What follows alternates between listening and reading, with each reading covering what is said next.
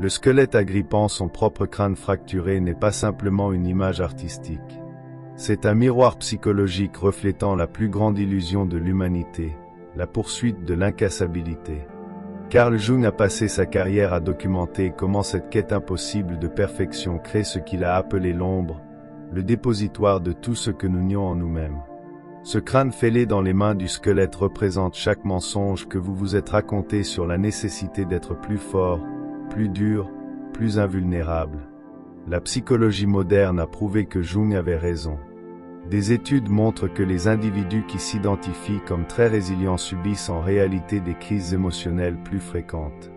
Le cortex préfrontal du cerveau, responsable du contrôle émotionnel, rétrécit littéralement sous une suppression prolongée du stress.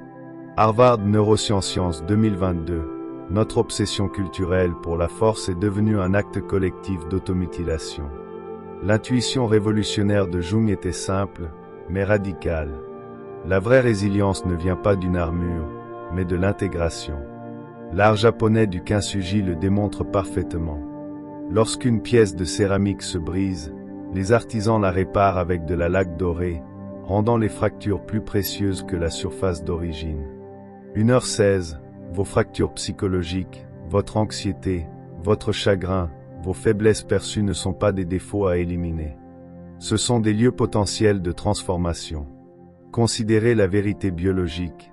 Les os deviennent plus forts à leur point de fracture guérie. Les éponges marines régénèrent des corps entiers à partir de cellules uniques. Les forêts deviennent plus résilientes après des brûlages contrôlés.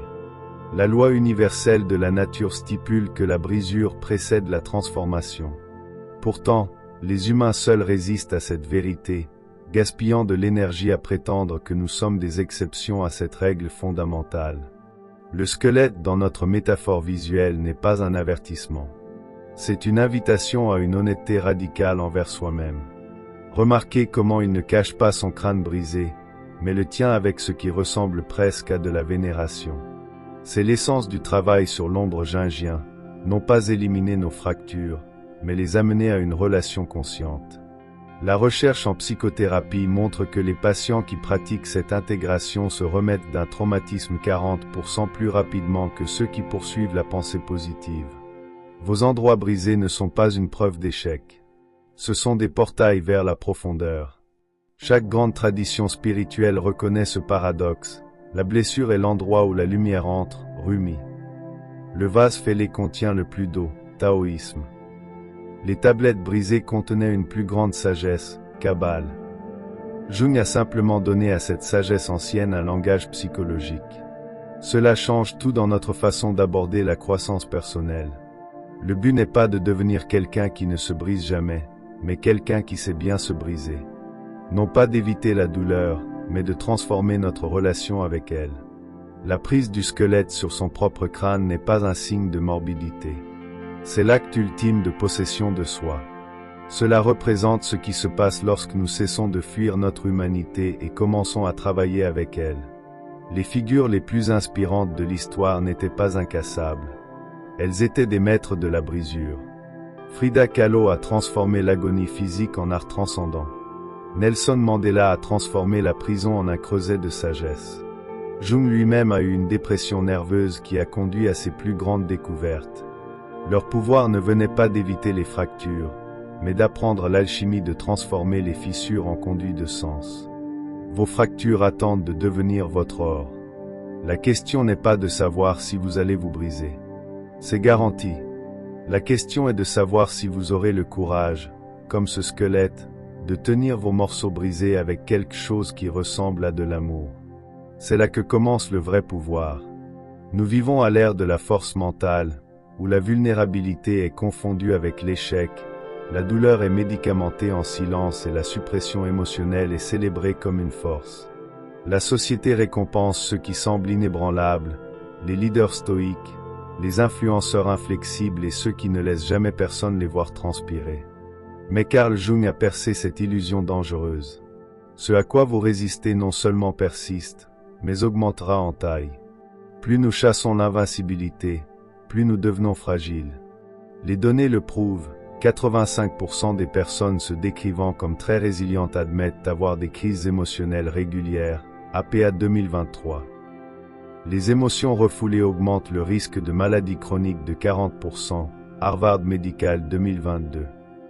Le type fort et silencieux a des taux de suicide 3 fois plus élevés que ceux qui reconnaissent leurs difficultés, Organisation mondiale de la santé 2021.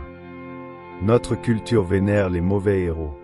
Instagram glorifie les personnalités incassables. Les livres d'histoire immortalisent les dirigeants qui n'ont jamais montré de faiblesse. Pourtant, Jung a révélé la vérité. Les figures les plus puissantes de l'histoire n'étaient pas invincibles. Elles connaissaient intimement leur brisement. Einstein souffrait d'un doute de soi paralysant. Lincoln a combattu une grave dépression. Même le mythique Achille avait son talon. Leur force n'était pas de nier la fragilité, mais de travailler avec elle. Lorsque nous supprimons nos fissures, elles se répandent dans l'obscurité. Lorsque nous les exposons à la lumière, elles deviennent nos plus grandes sources de résilience. Le paradoxe, la vraie force commence là où la performance de la force se termine. Le moment où nous cessons de faire semblant est le moment où nous devenons vraiment inébranlables. Non pas parce que nous ne nous brisons jamais, mais parce que nous avons appris à nous briser sans nous défaire.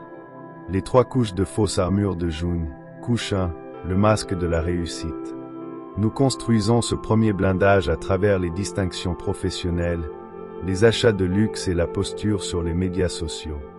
Une étude LinkedIn de 2023 a révélé que 68% des professionnels admettent exagérer leurs réalisations en ligne. Les neurosciences montrent que ce comportement déclenche des pics de dopamine similaires à la consommation de cocaïne. Nous devenons accros à prouver notre valeur. Jung considérait cela comme le jeu le plus dangereux de l'humanité moderne. Les gens feront n'importe quoi, aussi absurde soit-il, pour éviter de faire face à leur propre âme. L'ironie tragique, une recherche de Stanford prouve que les accros à la réussite signalent des taux de vide existentiel 72% plus élevés que leurs pairs moins performants. Couche 2, le masque stoïque. Ce carcan émotionnel se manifeste de 3 manières toxiques. 1. Positivité forcée, bonne vibration seulement. 2. Engourdissement pharmaceutique. Les prescriptions d'antidépresseurs ont doublé depuis 2000. 3. Illettrisme émotionnel, je ne fais pas de sentiments. L'American Psychological Association avertit qu'une telle suppression crée un retour de flamme émotionnelle où les sentiments refoulés finissent par exploser avec une intensité 3 fois supérieure. Les dossiers cliniques de Jung contiennent des centaines de patients stoïques qui ont développé des symptômes physiques, ulcères, migraines, voire paralysie, alors que leur corps criait ce que leur bouche refusait de reconnaître. Couche 3, le masque du martyr. L'armure la plus insidieuse déguise la fragilité en vertu à travers l'abnégation chronique, le réflexe « je vais le faire ». 2. Le surfonctionnement héroïque. Personne ne peut gérer ça à part moi. 3. Le contournement spirituel. Je fais juste confiance au plan de Dieu. Une étude de Yale a révélé que les martyrs ressentent 83% plus de ressentiment que ceux qui fixent des limites, mais ne peuvent pas arrêter leur schéma d'autodestructeur. Jung a appelé cela la possession de l'ombre sainte, où les besoins non reconnus mutent en soins compulsifs. Jung ne préconisait pas de détruire ces masques, mais de dialoguer avec eux. Sa technique de travail sur l'ombre consiste à nommer l'armure, c'est mon masque de réussite qui parle, à retracer son origine, généralement des stratégies de survie de l'enfance, et à remercier son service. Tu m'as protégé, maintenant je vais essayer de fixer de nouvelles conditions. La docteure Sarah Thompson, directrice d'entreprise devenue thérapeute, rapporte que les clients qui pratiquent cette intégration montrent une récupération de l'épuisement professionnel 60% plus rapide. Les masques ne disparaissent pas, note-t-elle, mais ils cessent de vous contrôler. Votre masque de réussite devient une ambition avec des limites. Votre masque stoïque se transforme en intelligence émotionnelle. Votre masque de martyr évolue vers un service conscient. La percée se produit lorsque nous réalisons que ces armures n'ont jamais été nos ennemis. Ce sont des protecteurs traumatisés qui supplient de prendre leur retraite. Comme l'a écrit Jung, on ne devient pas illuminé en imaginant des figures de lumière, mais en rendant l'obscurité consciente. Votre totalité attend de l'autre côté de cette confrontation courageuse. Cette image obsédante d'un squelette tenant son propre crâne représente ce que Carl Jung a appelé la confrontation avec l'ombre. Ce n'est pas seulement un symbolisme poétique. C'est une réalité psychologique que nous évitons tous. La plupart des gens craignent cette rencontre intérieure pour 3 raisons puissantes. Premièrement, elle nous oblige à rouvrir des blessures d'enfance que nous avons hâtivement pensées. Ces moments de honte, d'abandon ou d'échec que nous avons enfermés n'ont jamais vraiment guéri. Ils ont couvé dans notre subconscient, influençant secrètement nos décisions d'adultes. Des études montrent que les traumatismes infantiles refoulés peuvent altérer la structure du cerveau, rétrécissant l'hippocampe jusqu'à 12%. Journal of Traumatic Stress, 2022. Deuxièmement, cette confrontation expose les parties de nous-mêmes que nous avons reniées. Cette colère que vous considérez comme non spirituelle, ces désirs que vous qualifiez de honteux, cette ambition que vous appelez égoïste. Ce ne sont pas des défauts à éliminer, mais des fragments perdus de votre totalité. Jung a découvert que ce que nous rejetons ne disparaît pas. Il devient plus fort dans l'ombre, explosant souvent de manière destructrice. Troisièmement, et c'est le plus douloureux, cela nous fait pleurer ce que nous aurions pu être. Tous ces potentiels non vécus et ces rêves abandonnés ne disparaissent pas simplement. Ils deviennent ce que Jung a appelé la légion fantomatique des défunts dans notre psyché. La recherche moderne confirme que les crises de milieu de vie surviennent souvent lorsque ces moi enfouis exigent d'être reconnus. Comme l'explique le Dr Jordan Peterson, les choses que vous avez le plus peur de regarder contiennent les nutriments exacts dont vous avez besoin pour grandir. Ce n'est pas métaphorique, c'est biologique. Lorsque les survivants d'un traumatisme finissent par affronter leur douleur, les IRM montrent des changements remarquables. Le cortex préfrontal s'épaissit de 8% et la régulation émotionnelle s'améliore de 34%. Harvard Neurosciences 2023. Votre ombre n'est pas un monstre à vaincre, mais un enseignant à embrasser. Ces parties brisées que vous avez fuies, elles détiennent votre pouvoir authentique. Ce squelette n'est pas une menace. C'est la façon dont votre psyché vous montre où votre or est enterré. Le choix est simple. Continuez à courir et laissez votre ombre vous contrôler, ou retournez-vous et découvrez la totalité qui vous attend depuis le début. La vérité la plus transformatrice que Jung a découverte est la suivante. Votre obscurité n'est pas l'opposé de votre lumière. C'est le sol à partir duquel votre lumière grandit. Ce squelette ne tient pas un crâne. Il tient la clé de votre devenir. La prendrez-vous? Les 5 étapes pour devenir incassable. Étape 1. Le brisement. C'est là que commence toute transformation. Lorsque la vie brise vos illusions comme un marteau à travers le verre, ce papier de divorce, ce licenciement, cette trahison de quelqu'un en qui vous aviez une confiance totale, les neurosciences montrent que ces moments créent des erreurs de codage prédictif dans le cerveau. Votre carte mentale de la réalité se brise littéralement. Une étude de Johns Hopkins de 2023 a révélé que 89% des personnes signalent que leur plus grande croissance est survenue après de telles ruptures. La douleur est réelle, mais l'opportunité l'est aussi. C'est la façon dont votre psyché force le changement nécessaire. Étape 2. Le rassemblement. La plupart des gens se précipitent pour se réparer immédiatement. C'est une erreur fatale. La vraie résilience exige de s'asseoir avec le brisement. Comme un archéologue collectant soigneusement des tessons de poterie, vous devez résister aux solutions rapides, relations de rebond, sauts de carrière impulsifs, et créer un espace pour le deuil. La recherche montre qu'un deuil approprié prend de 3 à 6 mois. Pratiquez l'acceptation radicale de soi. Une étude de Cambridge a révélé que ceux qui passent suffisamment de temps à cette étape connaissent 40% moins de crises récurrentes. Étape 3. L'examen. Vient maintenant le travail de médecine légale. Sous loupe émotionnelle, chaque fracture révèle son origine. Cette rupture est venue de l'abandon de l'enfance. Cette fissure s'est formée à partir des attentes de la société. Ces micro-fissures remontent aux trahisons de soi. Les analystes jungiens utilisent ici la cartographie des rêves. Des études montrent que l'examen des rêves pendant cette phase accélère la guérison de 32%. Le but n'est pas de blâmer, mais de comprendre. Comme le note le Dr Gabé Matt, expert en traumatologie, vous ne pouvez pas guérir ce que vous ne reconnaissez pas. Étape 4. C'est là que vous vous reconstruisez, non pas en la personne que vous étiez, mais en celle que vous êtes censé devenir. Principe clé, choix conscient plutôt que schémas automatiques. La recherche sur la neuroplasticité montre qu'il faut 66 jours pour recabler une habitude. De nouvelles limites deviennent votre échafaudage. Les rituels quotidiens remplacent les anciens mécanismes d'adaptation. Une étude de la London School of Economics suivant des personnes après une crise majeure a révélé que celles qui remodèlent consciemment leur vie rapportent une satisfaction de vie 2,3 fois supérieure 5 ans plus tard par rapport à celles qui sont simplement passées à autre chose. Étape 5. L'intégration. L'étape finale transforme les blessures en sagesse. Voici comment vous saurez que vous êtes arrivé. Les déclencheurs deviennent des enseignants. Votre temps de réaction émotionnelle diminue de 60%. Votre histoire passe de victime à alchimiste. Vous développez une sagesse post-traumatique. Des études montrent que cela culmine 18 à 24 mois après la crise. Jung a appelé cela l'individuation.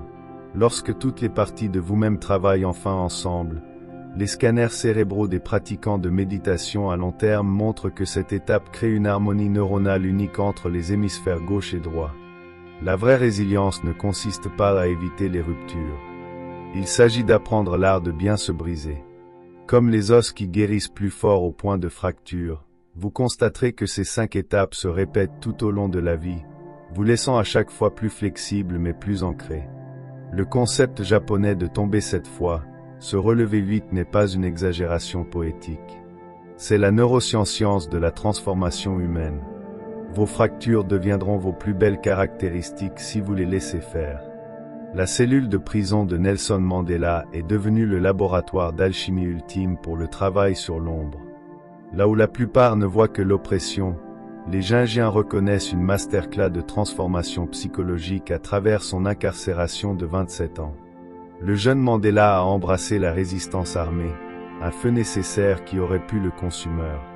En prison, il a affronté cette ombre, canalisé l'énergie militante dans la discipline et l'étude, obtenu un diplôme de droit derrière les barreaux, transformé la colère en patience stratégique. Les scanners cérébraux montrent que ce changement cognitif crée de nouvelles voies neuronales. Les entrées de son journal révèlent sa lutte intérieure. « Je ne suis pas un saint, à moins que vous ne pensiez qu'un saint est un pécheur qui continue d'essayer. » Mandela a fait l'impensable.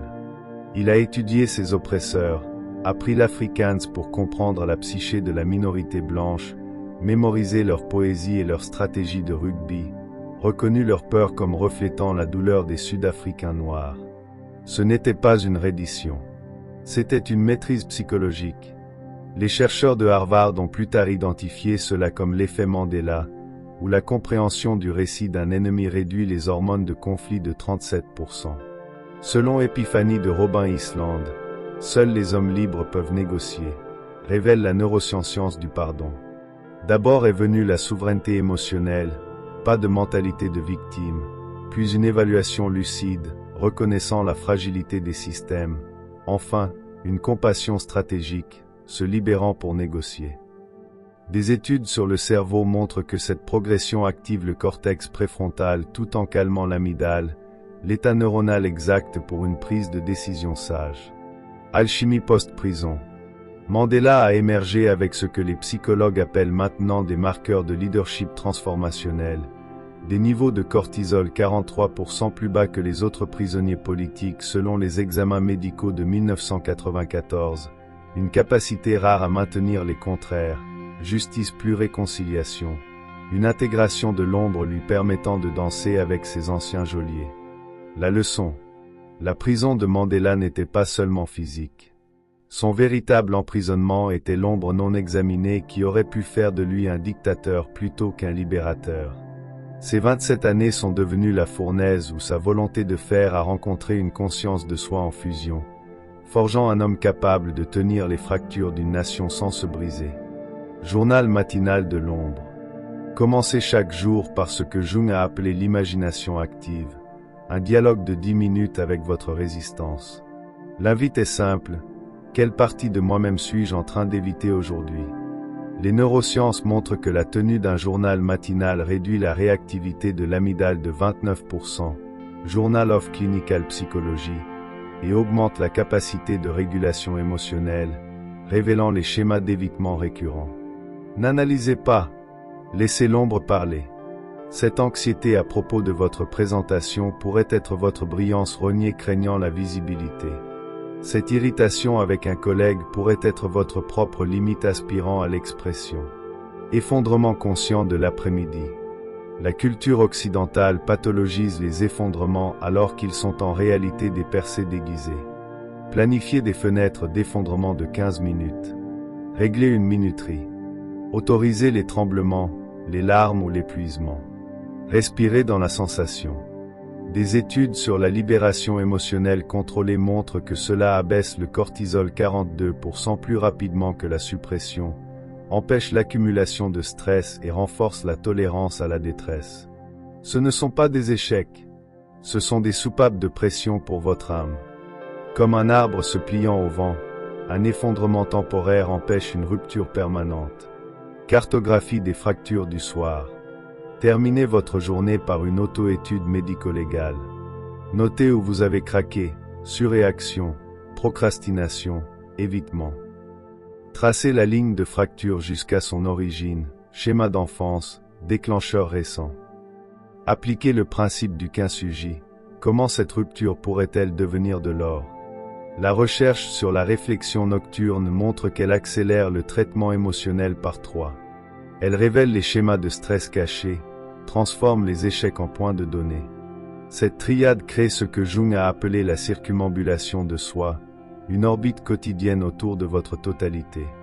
Dans les 66 jours, la fenêtre de neuroplasticité, ces pratiques recablent l'évitement en intégration. Vos ombres deviennent des alliés. Vos fractures deviennent des cartes. Vos ruptures deviennent le sol sacré de votre devenir. Le moment où vos genoux touchent le sol contient plus de potentiel de transformation qu'une année de navigation en douceur. Les neurosciences révèlent que ces points de crise déclenchent des états hyperplastiques, des fenêtres où le cerveau devient exceptionnellement réceptif au changement. Les leçons les plus profondes vivent ici. Cette crise de panique vous montre où votre âme a dépassé son contenant. Ce chagrin d'amour révèle des attachements qui vous étouffaient. La recherche montre que 72% des idées clés de la vie surviennent pendant ou après les ruptures, Journal of Positive Psychology. L'amygdale traite la peur et la sagesse par des voies identiques. La clarté post-crise active les réseaux neuronaux dormants. Connexion authentique. Ici, la chercheuse en vulnérabilité Dr Brené Brown a constaté que les survivants de crise rapportent des relations 3 fois plus profondes. Les ruptures partagées créent des liens plus forts que les succès partagés. Votre histoire imparfaite devient votre super-pouvoir relationnel. Cela explique pourquoi les groupes de soutien surpassent la thérapie individuelle pour la guérison des traumatismes. Les personnes les plus connectées sont celles qui ont cessé de faire semblant potentiel créatif. S'éveille. Ici, les plus grandes innovations de l'histoire ont émergé des ruines. Darwin a développé la théorie de l'évolution lors d'une dépression nerveuse. Les idées visionnaires de Tesla sont venues lors d'un effondrement mental. J.K. Rowling a conçu Harry Potter au plus bas. Le livre rouge de Jung, l'œuvre la plus révolutionnaire de la psychologie, a été canalisé lors de sa rupture. Le cerveau en crise entre en mode de traitement diverge, établissant des connexions inattendues à un rythme 5 fois supérieur à la normale. Creative Research Journal. La formule d'alchimie, cessez de résister à la rupture. Demandez, qu'est-ce qui est remodelé en moi? Laissez les pièces se réassembler organiquement. Votre dépression n'est pas un dysfonctionnement. C'est une métamorphose. Votre anxiété n'est pas un défaut. C'est votre psyché qui travaille à se renaître. Comme Jung l'a découvert dans sa propre nuit noire, aucun arbre ne peut pousser jusqu'au ciel à moins que ses racines ne descendent en enfer. Ce squelette tenant son propre crâne fracturé n'est pas un accessoire d'Halloween. C'est l'autoportrait le plus honnête de votre psyché. Cette image contient la révélation ultime de Jung. La vraie force n'est pas l'armure. C'est le courage de bercer votre propre brisement. La psychologie moderne confirme ce que les traditions anciennes savaient.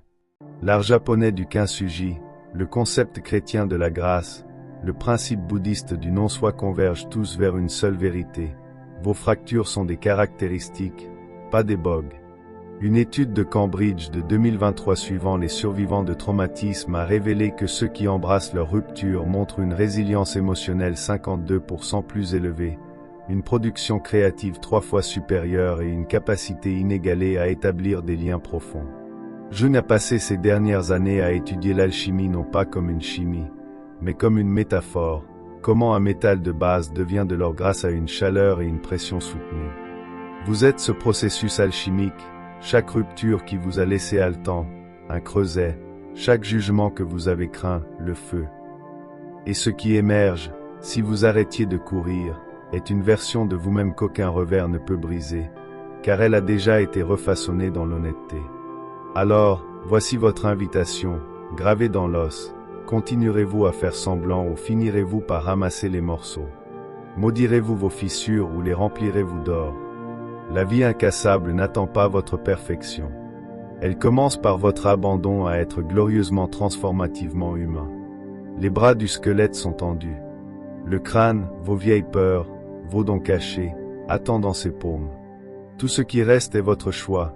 Prendrez-vous ce qui vous appartient?